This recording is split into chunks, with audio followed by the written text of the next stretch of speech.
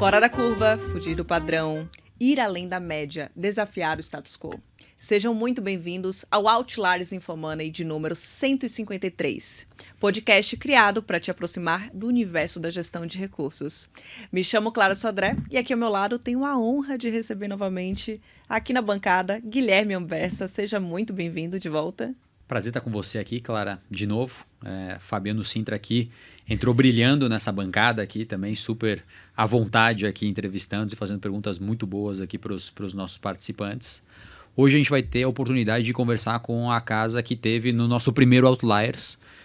O primeiro episódio, que foi um episódio bastante atípico, ele aconteceu nas vésperas do Carnaval de 2020. Então gravou antes do Carnaval e foi publicado depois do Carnaval. Então um episódio do Covid. Então 5 anos depois a gente tem a oportunidade de revisitar essa conversa que a gente fez há 5 anos atrás. E o bacana, Anversa, é que a gestora que a gente está recebendo no episódio de hoje é a gestora número 1 do ranking da premiação Outliers Infomoney na categoria de multimercado previdenciário. Temos a honra de receber aqui no nosso podcast. Seja muito bem-vindo de novo, Márcio Appel, sócio fundador da Adam Capital. Você já é bastante conhecido pela indústria, tem um perfil de investimentos muito interessante também de acompanhar. A casa é conhecida por esse contrassenso. Então, poderia contar para a gente o que foi esses 5 anos para você, para a Adam, como que você está enxergando o futuro daqui para frente? Claro. Bom, obrigado pelo convite, primeiro.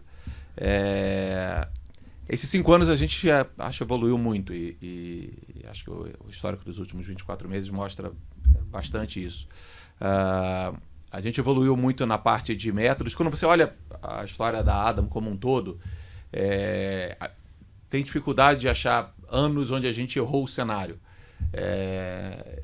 Mas nem vários dos anos isso não foi traduzido em resultado profundo. Então isso é uma coisa que a gente identificou tem 3 anos e pouco. E a gente fez uma série de mudanças para conseguir endereçar esse tema. E a principal era o seguinte... Tinha uma leitura de que quando a gente montava o cenário, né, e obviamente para o cenário ser ganhador de dinheiro, ele não pode ser o cenário que todo mundo concorda, né? Porque se todo mundo não concorda, normalmente os preços de mercado também estão já estão precificando aquele cenário. Então, para você ter uma oportunidade de ganho, porque seu cenário é diferente do cenário que todo mundo tem. E o processo anterior, né, que eu fiz durante muitos anos antes de 2020, é que uma vez que a gente identificava esse cenário, a gente imediatamente montava as posições para tentar, na leitura de que o mercado rapidamente ia ver aquilo que a gente estava vendo e que se eu não montasse naquela hora as posições, eu ia perder a oportunidade de montar as posições, né? Isso se mostrou muitas vezes errado. Por quê? Muitas vezes o mercado andava numa direção contrária antes de aparecerem indícios suficientes para o mercado ler aquilo que a gente estava lendo. Tá? Então, uma das coisas que a gente evoluiu bastante ao longo desses anos foi exatamente a disciplina de tentar antecipar quando o mercado vai começar a ler o nosso cenário. E aí começar a montar as posições de acordo com essa perspectiva de mudança de opinião do mercado, alinhando com o cenário que a gente tem. Tá? Por exemplo, a gente em 2023, a gente sempre foi muito cético com relação ao arcabouço fiscal. Acho que eu já comentei isso antes em outros lugares, a gente brincava que a gente saiu do teto de gastos para o piso de gastos, né, que era esse arcabouço. Mas o mercado comprou a ideia. Né, e enquanto a inflação caía, por um motivo na nossa leitura exógeno a isso, a leitura era de que estava tudo caminhando bem. Então, ainda que a gente tenha no final de 23 ainda muito convicto que a parte fiscal ia piorar, a gente esperou para que a curva de inflação começasse a inverter, sabendo que só aí que o mercado ia começar a prestar atenção na parte fiscal que a gente achava que era muito ruim.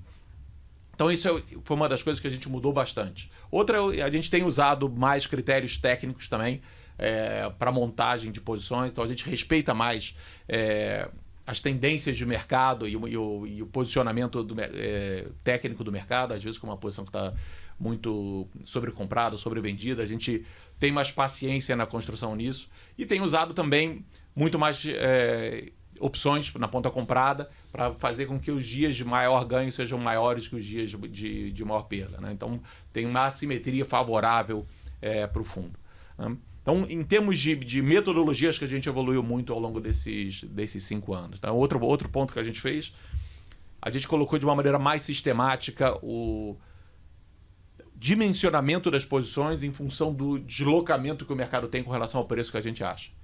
Isso, na verdade, existe formulação matemática para isso, não tem nada a ver com AI, é uma formulação matemática que existe há 50 anos, é pouco explorado pelo mercado de uma maneira geral.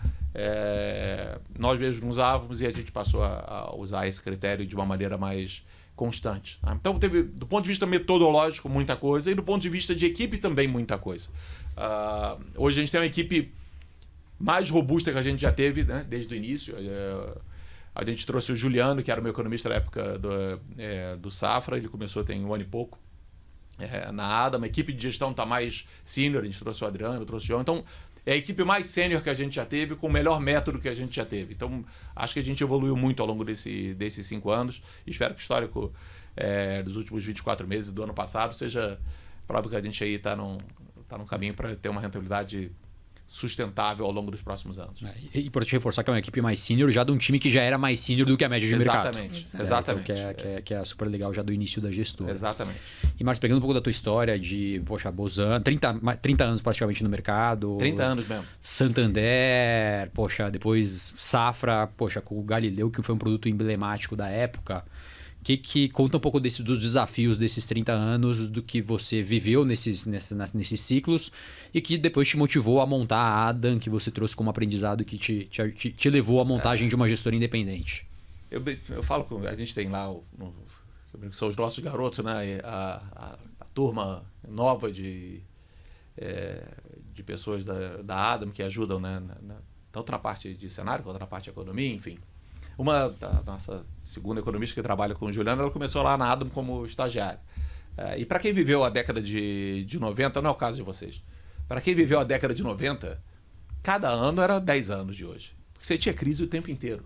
Era crise o tempo inteiro. Você teve crise em 95, foi o ano que eu comecei no mercado, 95, 96, 97, 98, 90, era crise sem parar. Então você aprendia muito, né? Você aprendia muito. Com variações de mercado enormes, né? E você cria as cicatrizes necessárias para poder fazer isso, sabendo que coisas estranhas podem acontecer, né?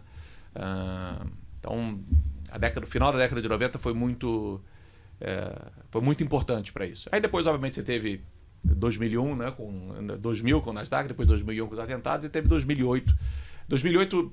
Quando deu a crise de 2008, eu estava saindo do Santander para o Safra. Então, também foi uma época interessante, né? Vamos dizer. Então, e quando eu comecei, o negócio de multimercado não existia, né? Só para lembrar, em 1995 não existia. Eu comecei na tesouraria, que era como todo mundo começa. Pelo menos os velhos de mercado começaram na tesouraria. A maior parte. Hoje é mais difícil, né? Hoje eu não sei, porque tem muito menos formação sendo feita nas tesourarias. As tesourarias proporcionalmente tomam muito menos risco hoje do que tomavam no passado. Então o caminho para você virar gestor, para um garoto virar gestor hoje, normalmente tem que ser através dos assets independentes mesmo. Então acho que é o caminho que a gente vai caminhar. Mas ainda assim, eu não acho que é tão simples, tão fácil quanto na minha época, no sentido de que no final da década de 90, você tinha uma forte mudança da velha guarda para a nova guarda. Você tinha o pessoal que a gente já brincava que era velho de mercado, era um pessoal com formação pior, porque o pessoal que não falava inglês. Então, era um pessoal onde o berro no telefone era muito mais importante do que a capacidade analítica. Tá? E ao final da década de 90, você teve uma mudança grande para um pessoal diferente. Acho que os bancos novos, os bancos de investimento que foram pioneiros nesse processo, né? Seja o Garantia, seja o Pactual e o Bozano. O Bozano, na época, era o terceiro maior banco de investimento do país. Então, eu peguei o Bozano foi o último a fazer essa mudança, e eu entrei no Bozano exatamente nessa mudança da velha guarda para esses garotos novos. Então, Eu me lembro, com 25 anos, a gente tinha um book de $1 bi de dólar. $1 bi de dólar em 1995 era dinheiro para chuchu. De títulos da dívida externa brasileira, né?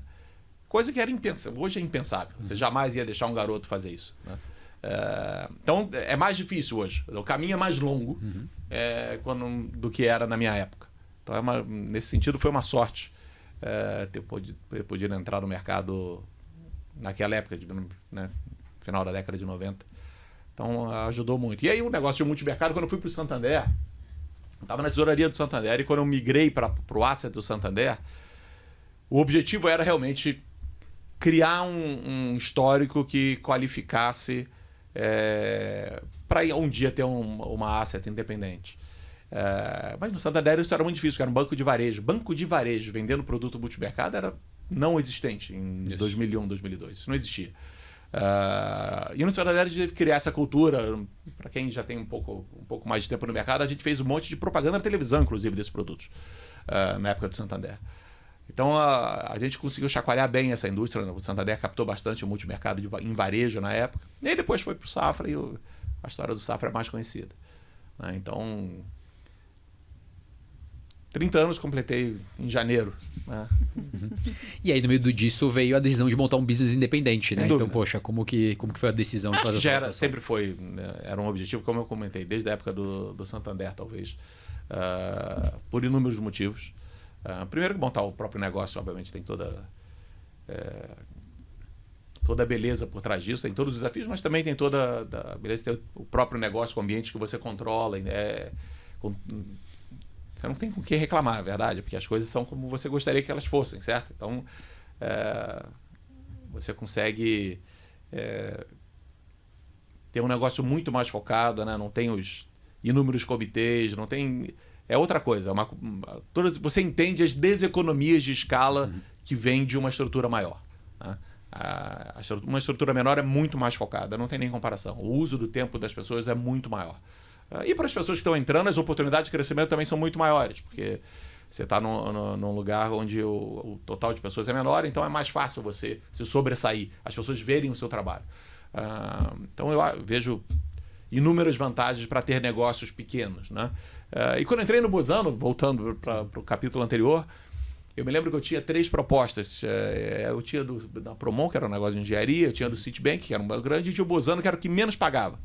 O lugar que menos pagava de todos era o Bozano. E eu queria ir para o Bozano, que era um lugar que eu achava que tinha uma alavancagem maior, e era um lugar menor, onde era mais fácil de... Então esse eu acho que é verdade também para o Asset independente, né? Então, a Adam veio daí. A Adam, para mim, é a realização de um sonho. Ela é importante por si só, né? Para mim, ter esse negócio é como o meu terceiro filho. Para mim, esse negócio a perpetuidade disso é muito importante, né? Então, infelizmente, passado esses 9 anos de casa, uma das coisas que eu posso assegurar é a perpetuidade do negócio. Excelente. Apeu, quando a gente olha hoje para a estrutura da ADA em relação a produtos, como é que vocês estão estruturados e quais são os tipos de estratégias que vocês oferecem ao investidor hoje? A gente tem três categorias de produto. A gente tem um multimercado aberto, tá?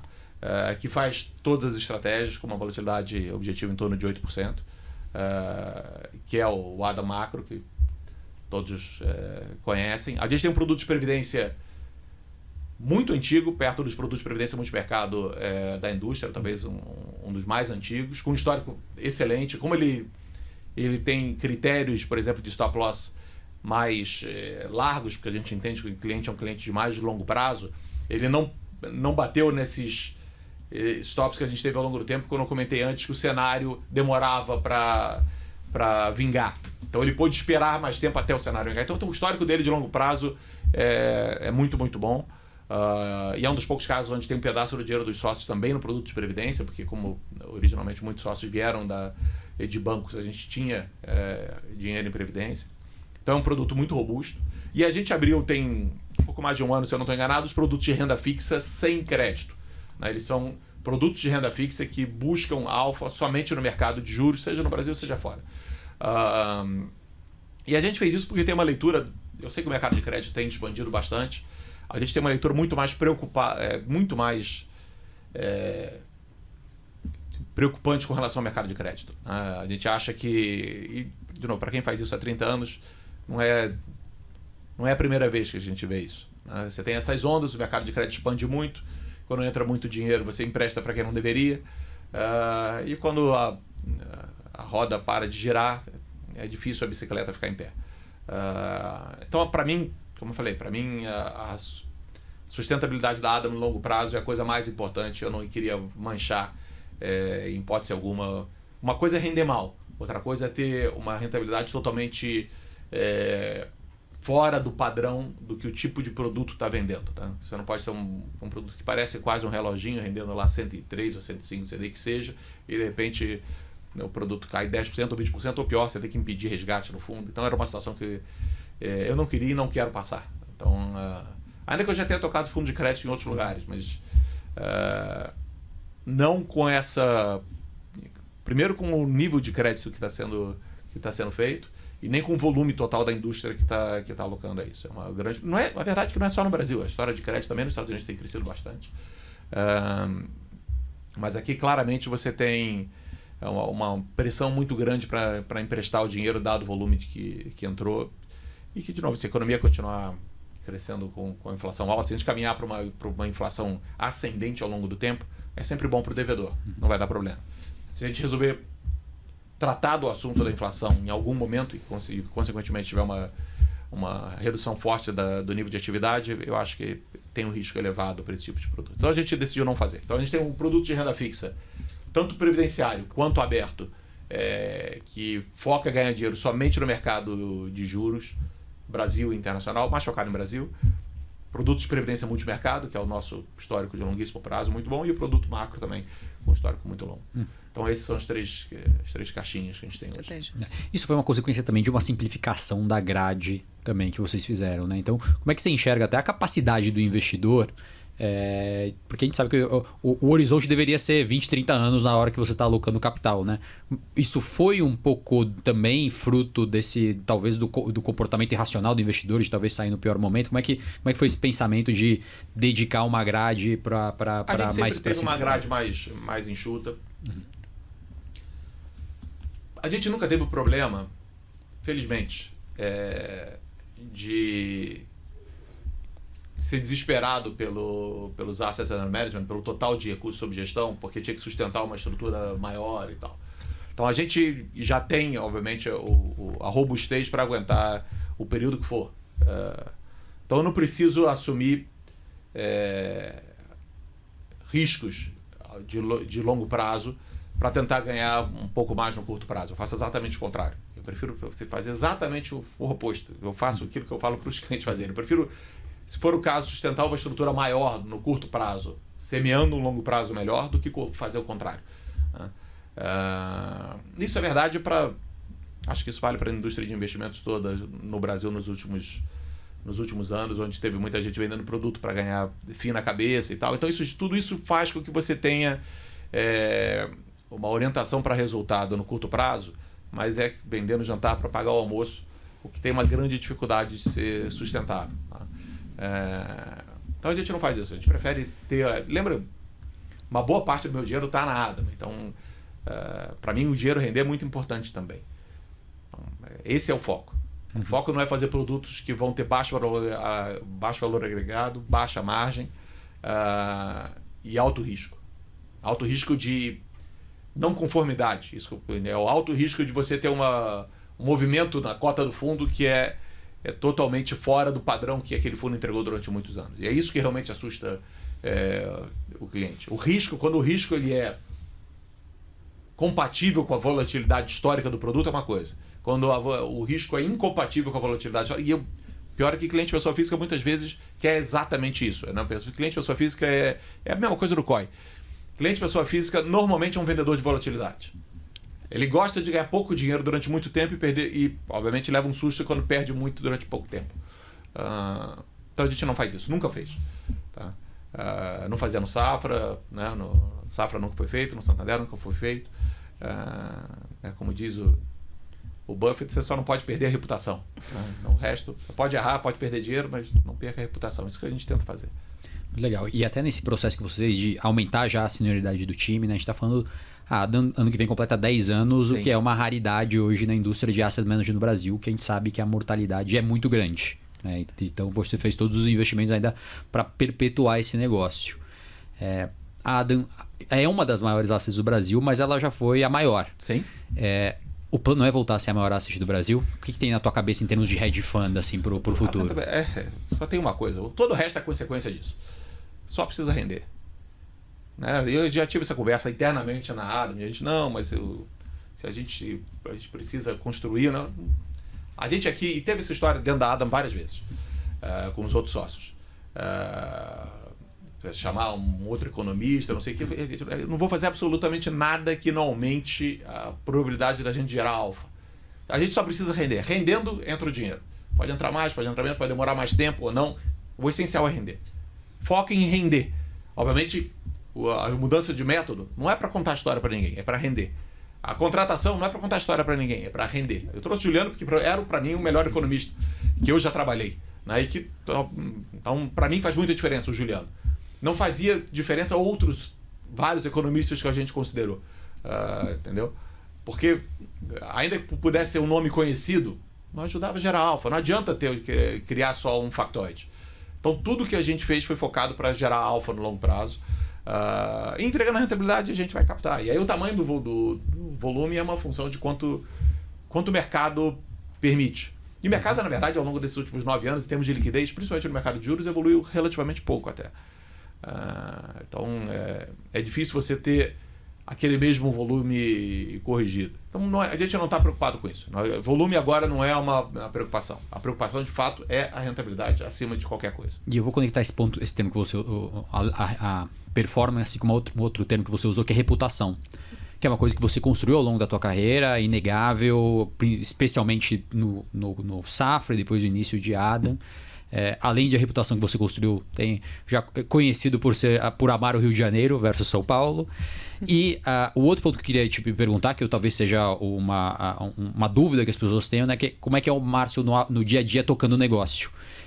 Ele é mais pragmático, mais objetivo? Como é que é o Adam, o Márcio Appel na Adam ali, na gestão da empresa e com os seus principais executivos? Olha, eu posso dizer o seguinte, uma boa parte das pessoas que trabalham lá não trabalharam comigo antes.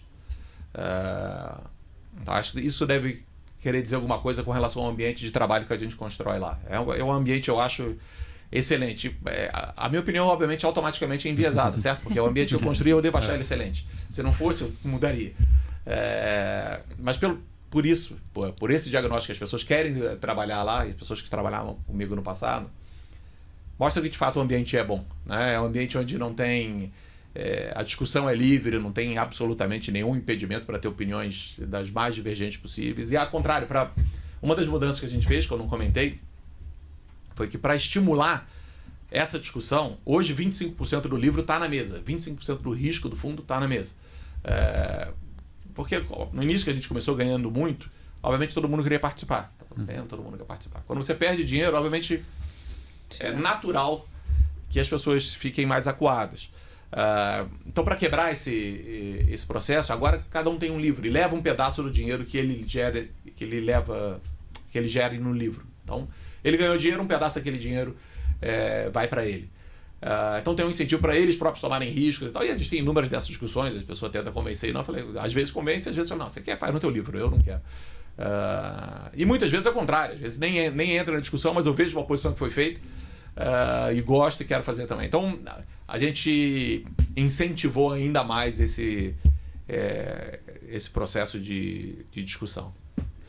Isso é bem bacana porque é até uma questão assim que vale a pena ser explorada. Como é que vocês lidam dentro da Adam com as opiniões divergentes? Então, ter um time qualificado, um time experiente pode gerar isso, ainda mais com visões distintas. Quando existem duas posições antagônicas, como é que vocês enxergam isso e como vocês lidam com isso dentro do portfólio? É automático. O portfólio vai considerar se eu estou comprado e alguém vendeu. O portfólio final, obviamente, vai ser o líquido dos dois, mas no nosso acompanhamento vai aparecer um book comprado e outro vendido. Perfeito. E se o vendido ganhar dinheiro, mesmo que o fundo não ganhe dinheiro, aquela pessoa vai levar dinheiro proporcional àquele resultado. Então, é simples. É simples. Obviamente tem os limites de risco dos livros, normal. E a gente acompanha não só o resultado desses livros, como a correlação dos livros. Obviamente, quanto menor a correlação dos livros com relação ao book principal, melhor. E a gente tem correlação variando aí entre 0,8 e meio. Normalmente, a gente tem esse processo tem 2 anos, o processo desse book separado. Então não teve ninguém radicalmente contra o cenário, né, o cenário macro que a gente tem para o mundo. Então talvez isso explique por que a correlação não foi 0 ou não foi -1. Mas foi meio. Meio já ajuda muito a diversificar. Então, e nenhuma delas é 1. Então tem lá de 0,8 a meio, mais ou menos, a correlação dos livros. Então já ajuda na diversificação, ajuda na geração de ideias. Então foi uma mudança também importante entre todas aquelas outras que eu comentei. Dentro do processo de gestão, como é que você enxerga a temática inteligência artificial? Esse é um tema que tem sido bastante recorrente nas conversas como um todo, mas até se a gente olha, você já falava, né, dessa questão há bastante tempo. E olhando para o processo de investimentos, como é que você entende essa aplicabilidade até olhando para o futuro da indústria como um todo? A gente que tem o que a gente... Bom, nossa característica é a seguinte: a gente sempre foi relativamente enxuto. A gente tem mais ou menos 23 pessoas. A mesa deve ser a maior quantidade de pessoas que a gente já teve desde o início da Adam. A gente tem hoje. A gente é basicamente um usuário de AI. A gente usa uma série de outras ferramentas matemáticas que não é AI. AI, a gente é basicamente um usuário. E mais recentemente, os avanços mais recentes têm permitido a gente multiplicar, obviamente, o esforço de pesquisa. Então, um analista hoje, não sei se já vale 2 ou 3, mas pelo menos 1,5 ele vale, certo? Porque essas ferramentas ajudam muito no processo no processo. E mais do que isso, não só os analistas, os próprios gestores conseguem muitas vezes explorar assuntos de interesse usando essas ferramentas sem que precise ocupar o tempo do analista. Então, hoje ele é um multiplicador de esforço grande. E os avanços nos últimos meses já têm sido mais significativos ainda para esse ponto, né? A gente obviamente, a ferramenta é disponível para todos, tem grande incentivo para a gente explorar cada vez mais o uso desses instrumentos. E eu acho que à medida que as ferramentas avançarem, eu acho que esse ano vão avançar muito, a ideia é que realmente essa equipe de 12 pessoas, mais ou menos, que tem na mesa hoje, seja equivalente a 24. E é melhor do que isso. Se a gente conseguir transformar essas 12 em 24, em termos de capacidade de produção de inteligência, isso é muito melhor do que ter 24 mesmo. Certo? Porque é aquela mesma pessoa conseguindo explorar muito mais.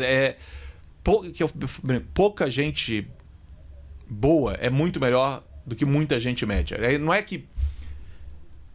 Não é só melhor, é incomparável, né? Você pode ter 10 mil pessoas medianas, não vão fazer um cara excepcional. Não vão. Não é uma questão de quantidade de gente, né? Eu acho que a inteligência artificial vai ajudar a fazer com que boas pessoas consigam produzir muito mais. Isso é infinitamente melhor do que você conseguir aumentar o time, porque quando você aumenta o time, normalmente isso é feito com queda da qualidade. Normalmente é feito com queda da qualidade. Imagina se você tivesse um público enorme, você pudesse escolher só os 5 melhores. Aí você fala, não, agora eu quero 50. É difícil os 50 serem do mesmo nível dos 5. Então eu espero que a continuidade desse avanço consiga fazer com que a nossa equipe consiga produzir mais, que vai ser melhor do que ter uma equipe maior. Além do tema AI, tem um outro tema que tem ganhado e aí espaço dentro do portfólio dos fundos multimercados, que foi a internacionalização dos investimentos. Além das pessoas físicas que estão fazendo esse movimento, né, diretamente, mas a gente vê os fundos multimercados montando estruturas fora do Brasil, usando parte do orçamento de risco para alocar fora do Brasil. E você já fez isso desde o início, desde né? o início, para a gente não mudou nada. Você, eu lembro de atribuição, ter Bolsa da Europa, Alemanha, Estados Unidos, S&P, então foi algo natural, mas conta pra gente um pouco dessa decisão de internacionalizar. A gente sempre teve, na verdade, desde o Safra a gente sempre teve. A parte internacional sempre foi muito forte, mais ou menos. Talvez na Adam seja um pouco maior do que na época do Safra, não tenho certeza. Hoje, mais ou menos metade do risco está fora. Não é tabelado, mas obviamente você tem muito mais oportunidades fora do Brasil, simplesmente pela quantidade de ativos disponíveis do que no Brasil. Né? E em termos de implementação, você já fez stock picking, já fez book long short? O que a gente parou de fazer foi o stock picking. A gente fez stock picking durante um tempo. De novo, eu sigo fazendo pessoalmente, e a história ali não muda, o resultado tem sido fantástico. Só que a gente olhou esse assunto no detalhe e chegou à conclusão que a volatilidade gerada por exemplo, o dia do resultado que a gente estava comprado em Facebook caía 10%, podia estar exatamente azar de estar no mês ruim, a gente tinha que estopar outras posições, e isso dificultava o carrego da posição até o cenário se mostrar verdadeiro. Então a gente decidiu parar com o stock pick. A gente usa índices hoje. Hoje, por exemplo, a gente tem Nasdaq e não tem S&P, porque a gente prefere o setor de tecnologia do que os outros. Então, a gente não faz stock picking por esse motivo, pela volatilidade extra que ele adiciona ao portfólio. Uhum. E até nesse ponto, né, poxa, Facebook, às vezes tem um dia que cai 20%, né, dia de resultado. O que mudou nesse mercado aí que você, olhando esses 30 anos? Tá, tem mais quant operando, a volatilidade aumentou, diminuiu? O que você enxerga? O mercado, na verdade, mudou muito. A composição do mercado mudou muito lá fora. Muita gente acompanha, por exemplo, para ler se o mercado está caro ou barato lá fora, como múltiplo, que é uma métrica tradicional, longa, comumente usada, né? Um múltiplo de preço-lucro. Isso, por exemplo, é uma falácia muito grande para os Estados Unidos. Por quê? O nível de alavancagem, se você pegar o market cap e comparar com a dívida, hoje o market cap é muito maior proporcional à dívida do que era no passado. Tá? Isso faz com que o nível de risco seja muito diferente. Uma coisa é quando você tem uma alavancagem financeira enorme, outra coisa é quando a alavancagem financeira é pequena. Então, se você, em vez de olhar o lucro sobre preço hoje, olhar o lucro sobre enterprise value, a gente está mais ou menos num valuation equivalente a outras épocas. Já teve maior, já teve menor, mais ou menos num valuation equivalente, comparando isso com a TIPS de longo prazo. Sendo que hoje você tem uma perspectiva de crescimento muito maior. Tá? Então a indústria muda. E quando você tem uma perspectiva de crescimento muito maior e as taxas de crescimento esperadas pelos resultados são muito diferentes, é normal você ter oscilações muito maiores de um dia para o outro. Tá? Então não é. Por exemplo, a gente gosta de NVIDIA, eu gosto de NVIDIA muito. Saiu o negócio do DeepSeek, caiu 17%. Para mim, obviamente, não fazia o menor sentido, mas como parte do aprendizado que eu tive ao longo dos últimos anos, não saí comprando imediatamente, mas aumentei a posição depois. Porque 99% não tem a menor noção do que é aquilo, do fundamento por trás daquilo. Essa é a verdade. E a mistura de uma participação de investidor, não que a indústria formou bons analistas durante muito tempo para analisar indústria automobilística, para analisar Procter & Gamble, para analisar bancos. Essas novas indústrias, há uma boa parte, mesmo dos analistas, não tem a menor ideia da tecnologia por trás e da evolução que isso traz. Você junta isso com uma participação muito maior de pessoa física e a explosão de rede social, é um ambiente muito propício para preços injustificados no mercado. Tá? Então é bom, nesse sentido é bom. Você consegue explicar. Historicamente você poderia se questionar, falar, só eu estou vendo isso, mas na verdade é fácil você hoje imaginar que você está vendo e ninguém está vendo. Que o que você está vendo é óbvio e você entende por que ninguém está vendo e todo mundo acha aquilo um absurdo. Então eu acho que a composição não só dos acionistas, né, dos participantes do mercado mudou, como o tipo de companhia mudou muito. Né? Então o market cap é muito diferente. O market cap hoje é constituído de empresas muito diferentes não só da década de 80. Na década de 2000, que é o Nasdaq, as pessoas falam, estamos numa bolha. Não, naquela época não tinha lucro de nada. Não tinha nem múltiplo, porque não tinha lucro. Entendeu? Do que hoje, que é ao contrário, as empresas têm uma tonelada de caixa. Elas não só entregam resultados bons, como crescem muito, como tem uma tonelada de caixa. Então a composição hoje da Bolsa Americana é totalmente diferente. Da Bolsa Americana, isso é importante frisar. Isso não é verdade para a europeia, isso não é verdade para a brasileira, isso não é verdade para as outras. Mas para os Estados Unidos você teve mudanças drásticas ao longo dos últimos 40 anos. Né? 20 anos atrás era totalmente diferente e 20 anos antes disso também era totalmente diferente. Olhando para frente, como é que você enxerga a evolução dessa composição? Acho que o tema de psique veio abalando bastante o mercado, né? A grande questão ali estava relacionada ao custo de você trazer uma nova inteligência artificial para o mercado, a competitividade com as grandes ações que estão hoje presentes na Bolsa Americana, trouxe uma certa volatilidade. Isso você até trouxe ali que foi, na sua visão, a oportunidade de aumentar a posição ainda mais. Mas até olhando para frente e olhando também para a competitividade que deve existir dentro dessa temática, você enxerga que a Bolsa Americana ela tende a continuar se destacando perante os demais ou tende a acontecer aqui uma grande diversificação em relação a... Como é que está a sua visão, olhando para o futuro, para as ações americanas? Eu acho que o que explica o início desse ano é um pouco dessa diversificação. E na minha leitura, totalmente equivocada. Totalmente equivocada. Acho que os Estados Unidos... Obviamente teve uma performance muito melhor que o resto do mundo ano passado, mas acho que a diferença vai aumentar muito. A diferença vai aumentar muito. A fronteira de crescimento hoje mundial é os Estados Unidos. E vai acelerar. Não é que o resto vai fazer catch-up. O pessoal está ficando para trás e muito para trás. O DeepSeek realmente foi uma evolução tecnológica, de uma maneira simples de falar. É como se ele fosse uma compactação do modelo, de uma maneira bem simplista.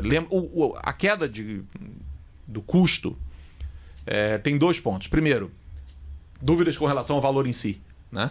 Se o valor é comparável com outros valores que a gente usa no Ocidente, em termos de englobar tudo por trás daquele run de treinamento.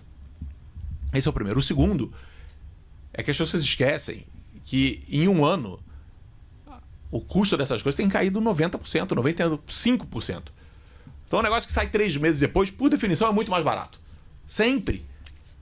O custo disso tem caído absurdamente ao longo do tempo. Absurdamente, vai continuar caindo. E o uso está aumentando drasticamente. Tá?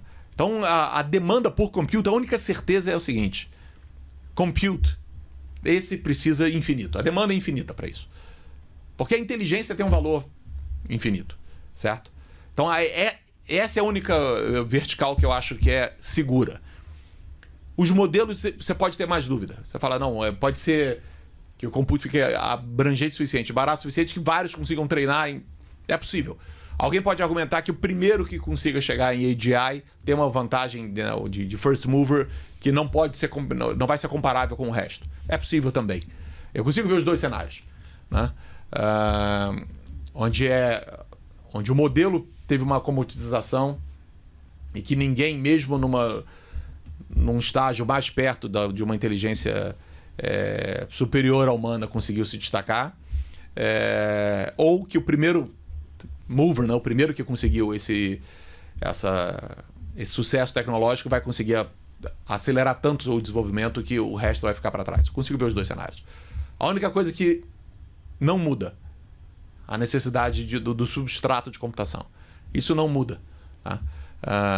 E vai ser cada vez maior. Né? Eu acho que cada vez mais você vai ter outras maneiras de treinar os modelos, que vão ser modelos competitivos, que não somente treinando por dados existentes. Né? Você vai colocar um modelo contra outro modelo e vai ter uma evolução. Já no passado, por exemplo, o AlphaGo foi treinado assim, o AlphaGo Zero.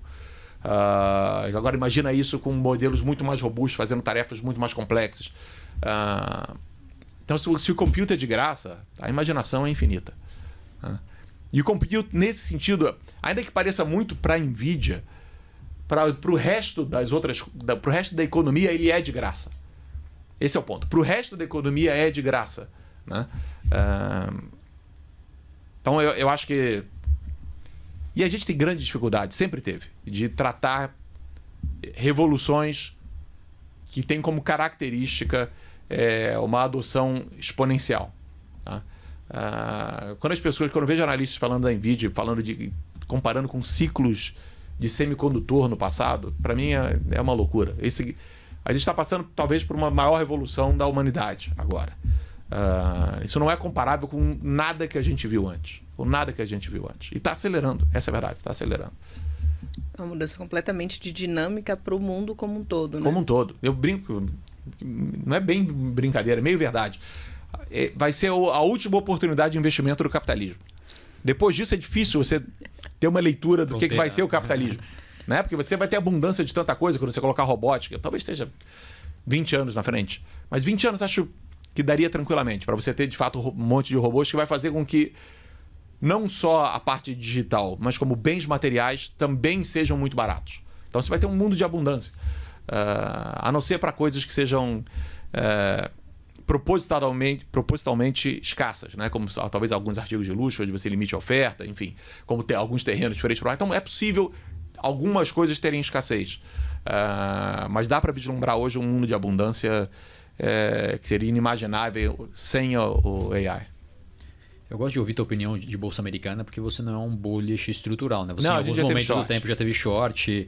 2020, quando você teve aqui pelo primeiro episódio, né? Falava já de um final de ciclo nos Estados Unidos, né?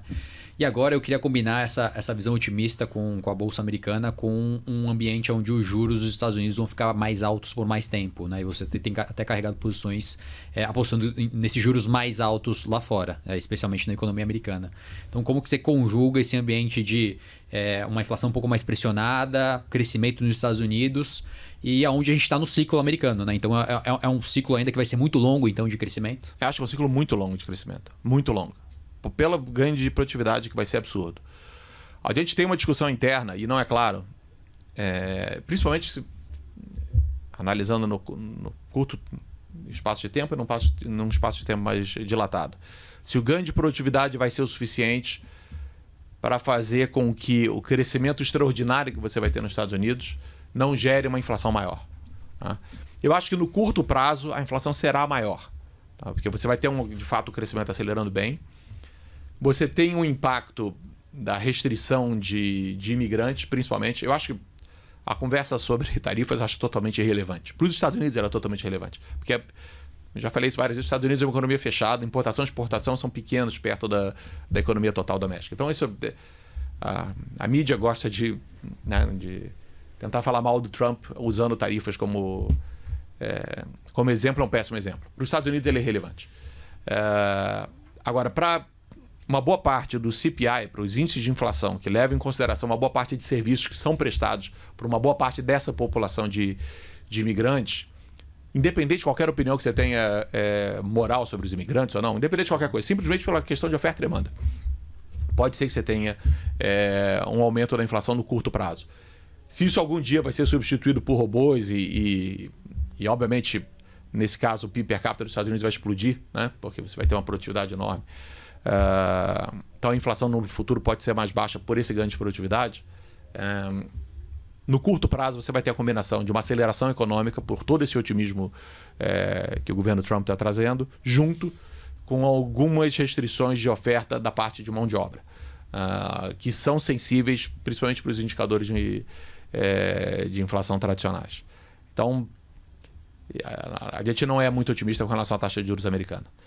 O que não, longe de ser heterodoxo achar que a bolsa vai subir com os juros subindo. E como eu já falei em várias outras oportunidades ao longo desses últimos anos, o normal é os juros subir com a bolsa subindo.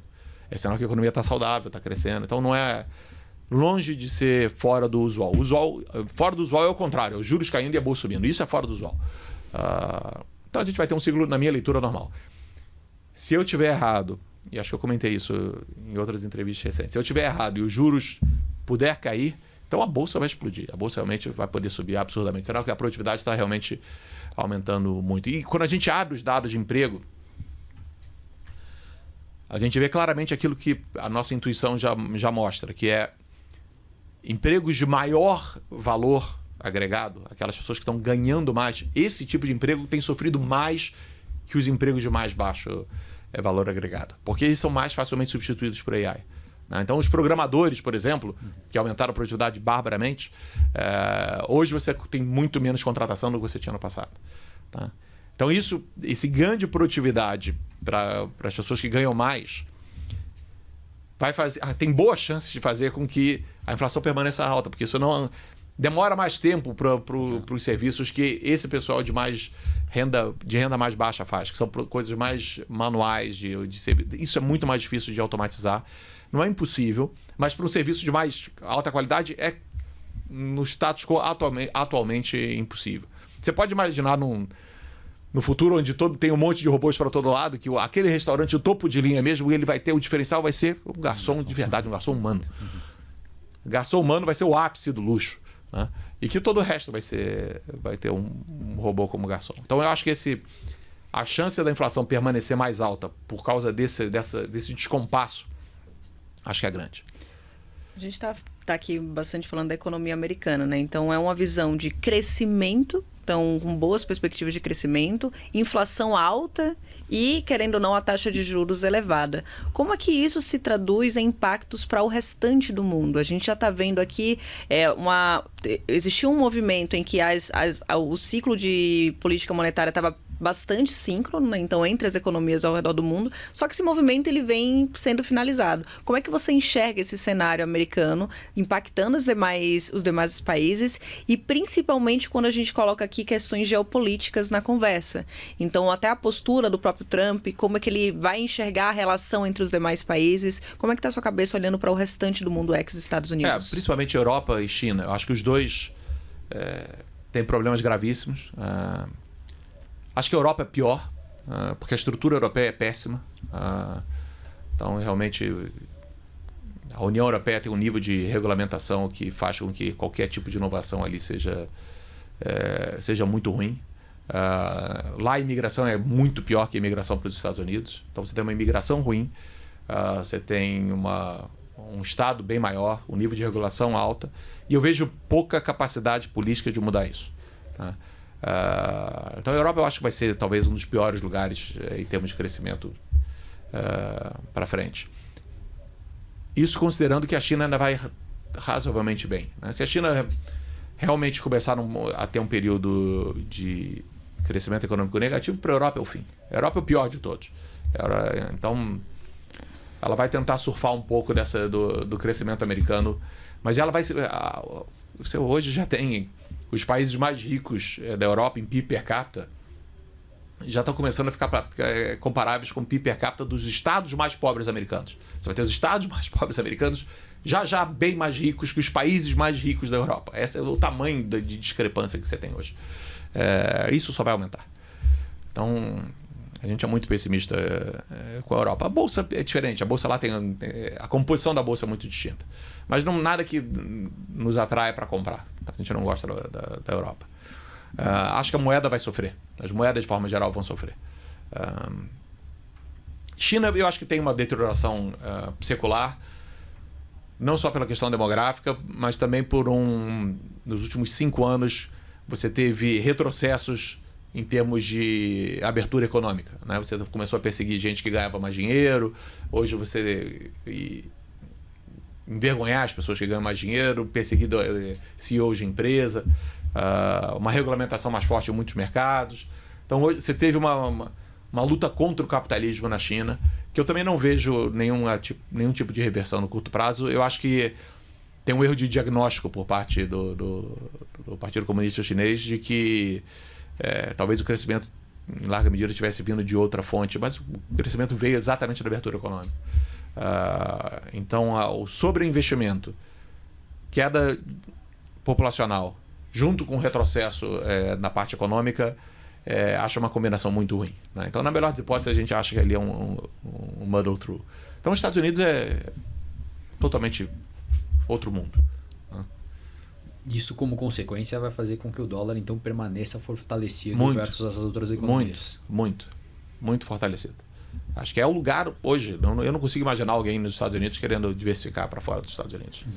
Aí, ao contrário, eu vejo o resto do mundo querendo surfar uma onda de investimento nos Estados Unidos. Lembra uma coisa, uma boa parte da teoria econômica de vantagens comparativas, que é a teoria por trás da liberdade de comércio, né, do tarifas baixas, né? Lembrar para quem não sabe, a teoria diz o seguinte: mesmo que um país produza melhor carro e geladeira do que o outro país produz os dois pior, se você produz geladeira mais perto do que o país que produz melhor geladeira, é melhor que o cara que produz carro produzir 100% do carro e deixar você fazer a geladeira. Então, um país pode produzir tudo pior que outro país. Ainda assim, vale a pena ele produzir muita coisa que o outro país...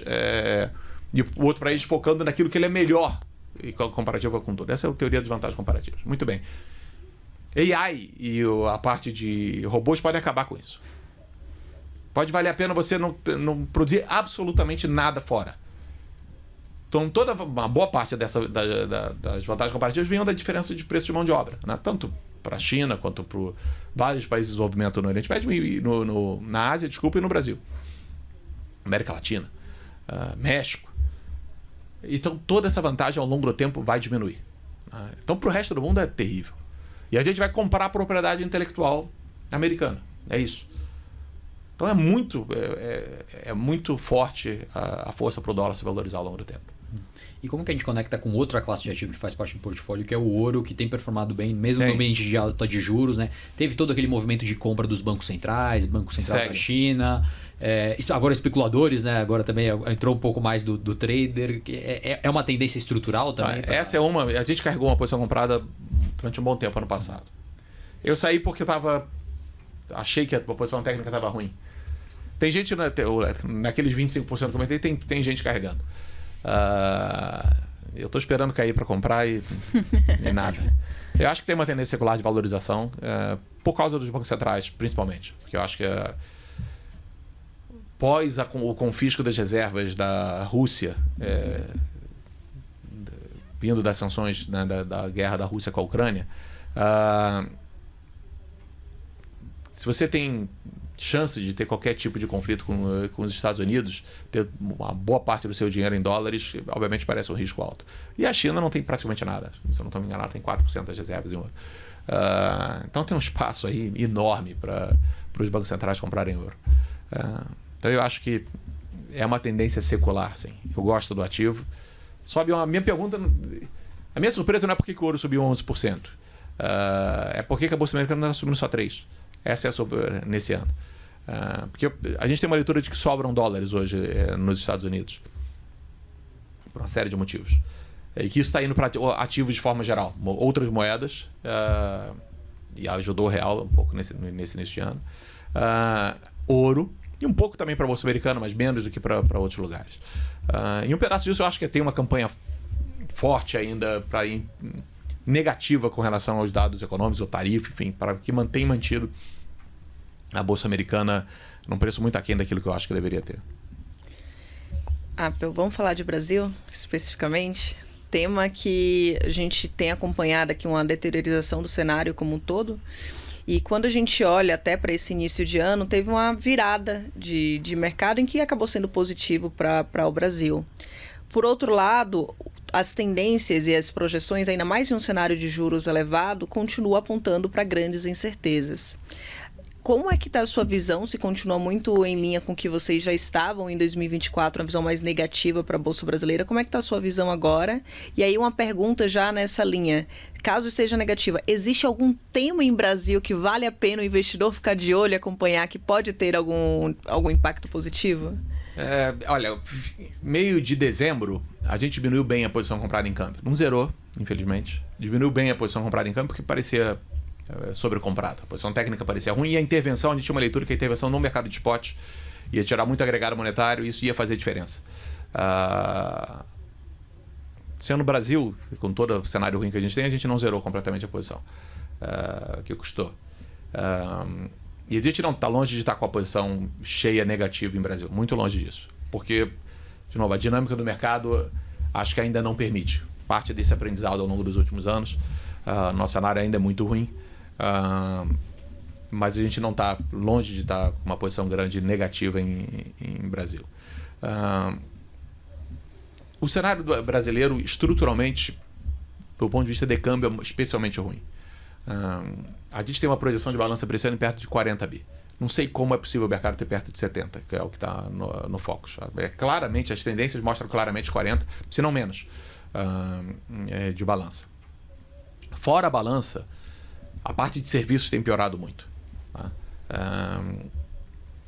E essa é uma consequência de toda essa mudança tecnológica e estrutural que a gente vem comentando hoje. Então não adianta falar que o Tarcísio vai ser presidente daqui a 2 anos, que não vai resolver isso.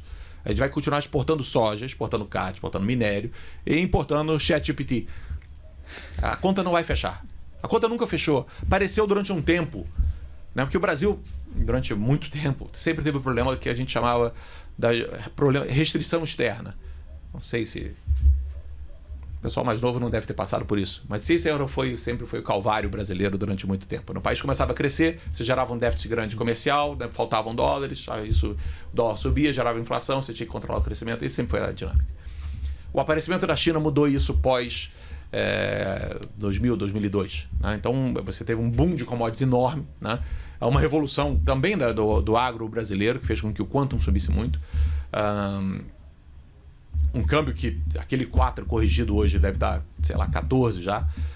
Então um câmbio em 2002 já bem desvalorizado. Então gerou um superávit comercial muito grande. E a gente passou a achar que hoje o Brasil claramente a gente vai ter um superávit comercial. Isso é uma coisa que nos foi dada por Deus e que isso não vai mudar. Não é a história brasileira. Tá? O nível de crescimento de consumo que a gente está tendo hoje, se você projetar isso ao longo dos anos, mostra claramente que a nossa balança vai ser uma balança negativa. Tá? E quando a gente tinha, que é o normal, mais ou menos menos 2 de déficit de conta corrente, quando o Brasil, em teoria, todo mundo achava que podia ser a fronteira do crescimento, era mais fácil financiar 2% de déficit de conta corrente. E a gente acha que esse ano a gente vai caminhar para 3% de déficit de conta corrente, com um crescimento que vai ficar claramente óbvio, que não é sustentável, um crescimento de 2 e pouco, e onde a principal economia do mundo vai acelerar. Então vai ser muito mais difícil financiar esse menos 3. E se você olhar, isso não é bem novo.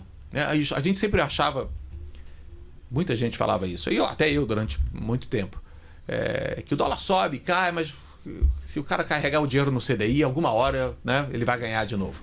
Se você olhar o câmbio de hoje e comparar com mais ou menos 2015, ter ficado em real não adiantou nada.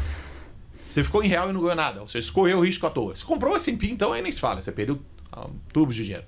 Mas se você ficou em real contra dólar, você está no 0 a 0. Tá? Então não valeu a pena em 10 anos ficar no real. E eu acho que isso vai piorar bem para frente. Então, e não depende do governo. É uma coisa muito mais estrutural. Obviamente o governo dá para piorar e dá para melhorar. Né? Mas o dólar específico é um problema maior. Tá? A gente tem sérias dúvidas com relação ao nível de desaceleração. Você teve uma desaceleração na economia brasileira no final do ano passado. Tenho dúvidas se ela vai ser do tamanho necessário para fazer com que as importações recuem de maneira suficiente para que a gente não tenha esse 3% de déficit de conta corrente no final do ano. Acho que não. Né? Pela massa salarial que a gente está vendo, pela parte fiscal, a nossa leitura é que, ainda que o crescimento vai recuar, não vai recuar o suficiente para fazer com que a parte externa se resolva e nem a inflação consequentemente. Né?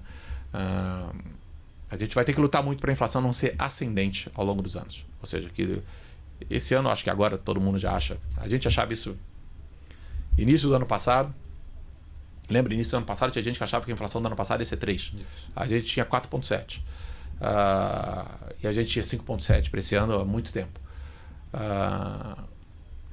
Eu não consegui entender por que alguém projetava esse ano menor que ano passado. Não tinha a menor lógica. E eu acho que, na ausência de uma retração forte econômica, não vejo motivo para que a gente não tenha 2026 mais alto que 2025. Então você vai ter uma inflação acelerando. Acho que em algum momento você vai ver o Banco Central parando sob a teoria de que a gente tem que esperar os efeitos defasados da política monetária, a famosa frase. Então, quando a gente acordar para os efeitos defasados da política monetária, a gente vai ter uma inflação bem mais alta do que todo mundo espera. Principalmente considerando que 2026 é um ano de eleições. Então, o cenário do Brasil, de forma geral, é um cenário muito ruim. Você não tem preços que sejam absurdamente descontados para achar que, apesar desse cenário ruim, o preço está muito pior. Que seria o único motivo para você ficar com posições otimistas. O Brasil é só uma questão de timing, de quando as coisas voltam a piorar bastante. Eu acho que a partir do meio de março, quando começa a sair os números relativos a fevereiro, principalmente de inflação, que pra gente do mercado era óbvio que a inflação desse mês ia ser baixa, todo mundo sabia disso por causa do efeito da energia elétrica. Todo mundo sabia. Mas pro gringo é mais difícil, por incrível que pareça. Ele olha a média móvel 12 meses, opa, a inflação caiu. Então, você vê... noticiário brasileiro comemorando a inflação baixa de janeiro. E todo mundo sabe que, obviamente, é o one-off, a gente vai ter fevereiro enorme, né? E daí para frente a inflação é ascendente até o final do ano. Então tudo vai começar a piorar, eu acho, meio de março, se não antes. Então, um pedaço uma das coisas que a gente olhou, estudou recentemente, que até a Isadora, que trabalha com o Juliano, que trouxe, quando você tem o problema do debt ceiling nos Estados Unidos, faz com que os Estados Unidos não possam emitir mais dívida e você pega o caixa do tesouro e começa a gastar. Então você acaba injetando mais dólares na economia durante esse período, até poder vender mais dívida de novo, talvez em algum momento no meio do ano. Então isso faz com que sobre um pouco mais de dólares. De novo, o fato do real ter apreciado e outros lugares do mundo terem apreciado nesse início de ano, dada essa sobra de dólares, não é surpreendente para mim. Que eu falei, surpreendente o S&P não ter se sobressaído nessa sobra de dólares. Mas para o Brasil é fácil. Lembra que o Brasil é irrelevante, né? E você teve gringo vendendo mais ou menos uns 30 bi de dólar desde o meio de dezembro para agora. E ele tem uma posição, dado o estoque total de ativos no Brasil, hoje é relativamente frágil. Então a posição técnica do real é muito ruim. Eu não acharia uma posição alocada 100% em dólar ruim em hipótese alguma. Acho difícil essa posição perder dinheiro ao longo do tempo. A gente não tem isso, é bem menor que isso. Mas acho o mercado muito frágil. E você falou bastante dos desafios estruturais aqui no Brasil, mas tem a parte que estaria na mão do governo, que seria a resolução da parte fiscal. A gente está em vias do que se fala muito da bala de prata, que seria a isenção de imposto de renda para pessoas ali até R$5.000 de renda. Como é que você enxerga talvez esse curto, médio prazo de talvez uma piora no quadro fiscal do Brasil, talvez impactando o preço de ativo? Eu acho que dá para melhorar o quadro fiscal do ponto de vista administrativo. Acho que o governo passado mostrou isso.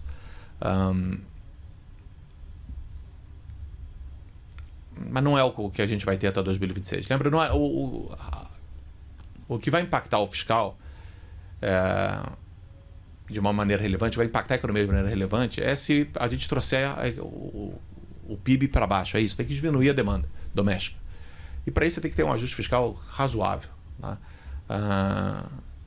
Ano que vem é um ano de eleição, parece totalmente fora do radar qualquer tipo de medida fiscal relevante, né? E o Brasil, politicamente, ele é muito pior.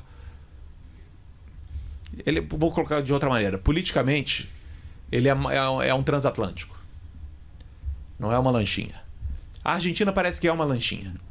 A Argentina conseguiu fazer uma volta e, de novo, com sorte, vai virar a Singapura da América Latina. Ele vai ser um exemplo para todo mundo. Agora, quando a gente fala se vai virar a Argentina, saiu de ser uma coisa horrível para ser a melhor coisa do mundo, né? Essa é a mudança que teve. Então é incrível com a capacidade que o Milei fez aquele cavalo de pau na Argentina, que tem tudo para dar super certo. Realmente as políticas pós o Perón mostram como a política errada destrói um país, né? Você deve ter visto já aquele meme de Hiroshima e Cuba, né?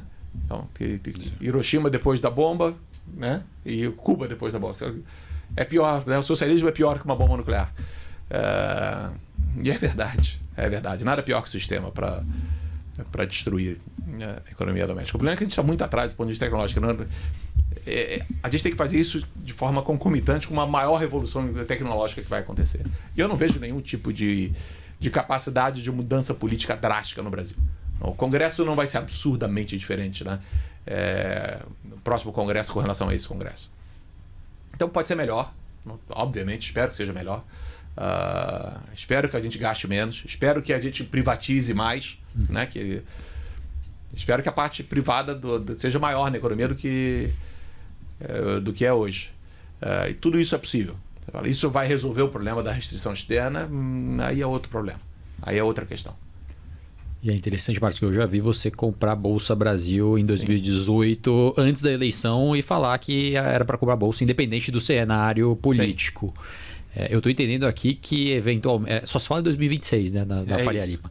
Eu estou entendendo que talvez mesmo numa talvez trajetória que a gente consiga gerar uma leitura de privatização, não necessariamente isso vai ser suficiente para você adotar uma postura otimista com preço de ativo doméstico? Pode ser que sim. Para a Bolsa pode ser que sim. Por exemplo, imagina se a gente resolve privatizar a Petrobras. Imagina o boom que isso é. Imagina quanto não vale a Petrobras fora da mão do governo. Então, é possível. Não é provável, mas é possível. Então, se tem um ativo que poderia performar bem, é tanto juros quanto a Bolsa. Mas nesse cenário que eu acho louco. A teoria de que vamos comprar agora porque a gente vai eleger É porque em São Paulo todo mundo acha que o Tarcísio é conhecido nacionalmente. Vamos comprar agora que a gente vai eleger o Tarcísio e aí vai dar tudo certo. Eu acho que é contar com os ovos ainda na galinha. Isso é muito mais caro aqueles 6 meses antes da eleição, sei lá. Nunca tem mas é um período mais próximo. Estaremos em 2026. Uma das coisas que ajuda o Tarcísio a ganhar são as coisas estarem pior. Se as coisas não estiverem pior, a chance do Tarcísio ganhar diminui. Essa não é... Ele não é o Messias. Sinto dizer que está longe de ser unânime. Muito longe de ser unânime. Acho que a chance do PT não é particularmente boa. Eu não acho que a chance do PT é particularmente boa. Mas estamos muito longe. E, de novo, precisa de uma mudança maior. A beleza do Milei, e que não era o caso do Bolsonaro. A beleza do Milei é que ele é resoluto naquele... Ele tem que ser o que a mídia vai chamar de radical. Se a mídia não chamar de radical, não vai adiantar nada. Não adianta colocar um PSDB ali. Não dá para achar o meio termo. Não tem meio termo. Entendeu? Precisa implementar medidas drásticas para levar o país para uma economia livre de novo. Medidas drásticas. Então, o meio termo vai ser o Brasil como sempre. E eu acho mais provável. Mais provável para mim é um monte de meios termos. Entendeu? Que vai ser um pouquinho melhor. Não é difícil. Vai ser um pouco melhor que esse, acho. Mas vamos decolar? Acho que não vamos decolar. É mais cara de Macri do que Milei. É isso. Apple, a história não necessariamente ela se repete, mas por vezes ela rima. Então essa é uma frase muito famosa, conhecida aqui, que é o do Max Twain. Sobre o nome dele provavelmente falei errado, mas eu deixo aqui na legenda para quem quiser conferir. Mas é um viés humano dar bastante atenção para os acontecimentos de curto prazo. E olhando para a história do Brasil, não seria a primeira vez que a gente passaria por um período pré-eleitoral com juros altos e todas essas incertezas em relação ao mundo. Por outro lado, existem várias dinâmicas que você trouxe aqui ao longo do episódio que acabam tornando esse um momento delicado para a nossa economia brasileira. Qual o recado, e de olho em toda a sua experiência de Brasil, qual recado você daria para o investidor brasileiro no cenário atual que está buscando geração de alfa, está buscando alocação, mas está olhando com toda, inclusive incerteza no crédito, incerteza em relação aos multimercados, olha para as demais classes. Qual recado você daria para esse investidor? Primeiro que eu não acho que multimercado é uma classe. Eu já falei isso várias vezes. O multimercado é uma classe, e não é que a classe está perdendo. A classe está perdendo dinheiro que a maior parte dos fundos renderam mal. E quando rende mal, perde dinheiro. E eu comentei antes que o importante era render bem. Rende bem e outros fundos que estão rendendo bem não perderam dinheiro. Tá? Então, eu acho que bons multimercados terão oportunidade pela frente. Acho que tem que ter uma parcela do dinheiro fora. Certeza, mesmo que a Bolsa Brasileira seja boa, eu acho que não vai chegar perto da performance que a gente vai ter na Bolsa Americana. E aqui você pode ter BDRs. O Salgado... O nosso sócio tem uma frase, acho que você já deve ter ouvido, que o investidor brasileiro gosta, a maior parte deles gosta do vento na cara. Tá? Eu não ando de moto, mas ele gosta. Ele anda de moto, né? O vento na cara, aquela sensação de aventura.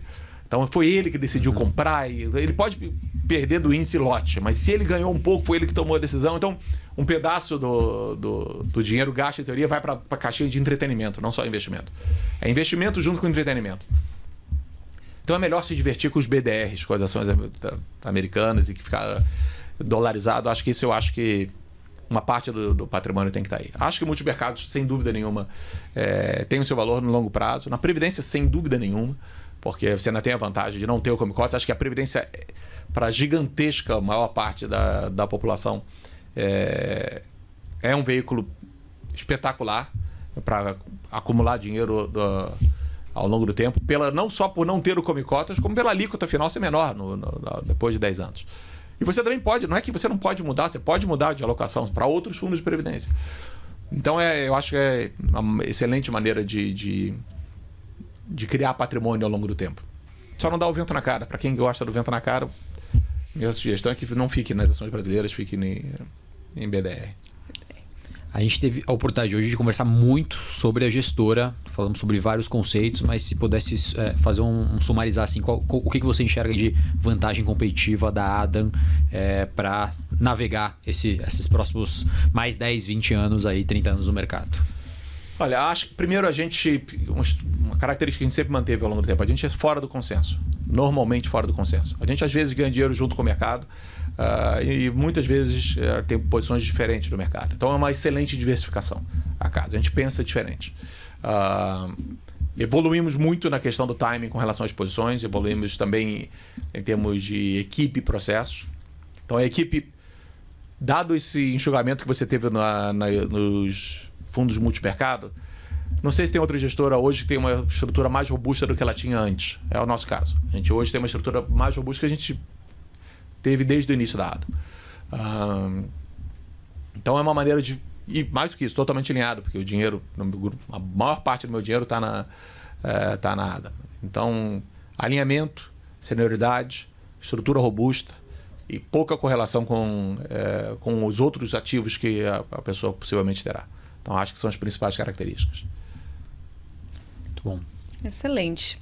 Apple, agradecer aqui a sua participação no Outliers. A gente tem essa missão de aproximar e trazer essas visões, sempre muito, muito bom te receber por aqui. Volte sempre, já deixo aqui o convite. Mas antes da gente finalizar o episódio, tem aqui uma parte muito importante do podcast, que é basicamente as suas recomendações de leitura, recomendação de filme ou podcast, algo que você esteja consumindo neste momento que vale a pena compartilhar com quem está nos escutando. Eu estou lendo um livro que não é a maior parte. Eu estou lendo um livro A Teoria do Dinheiro e Crédito, do Mises. É um livro talvez um pouco mais denso para muita gente. Tem um vídeo do Lex Fridman recente, de 5 horas, que ele fala com 2 pessoas que são boas de AI, que eu recomendei para a Adam toda ler, que eu acho que vale a pena também. Eu não me lembro agora o nome dos outros 2 participantes. É um vídeo de 5 horas. Se você entrar na página lá do YouTube do Lex Fridman, deve ser o único, recente. É longo, mas vale muito a pena. Acho que ele explica bastante essas dinâmicas todas. Excelente. Nosso Outliers ele fica por aqui para você que está nos acompanhando toda terça-feira às 18 horas aqui no YouTube da XP e no YouTube do Infomoney. Você vai poder conferir esse episódio e nos agregadores de podcasts. Agradeço a presença aqui do Márcio novamente e até a próxima.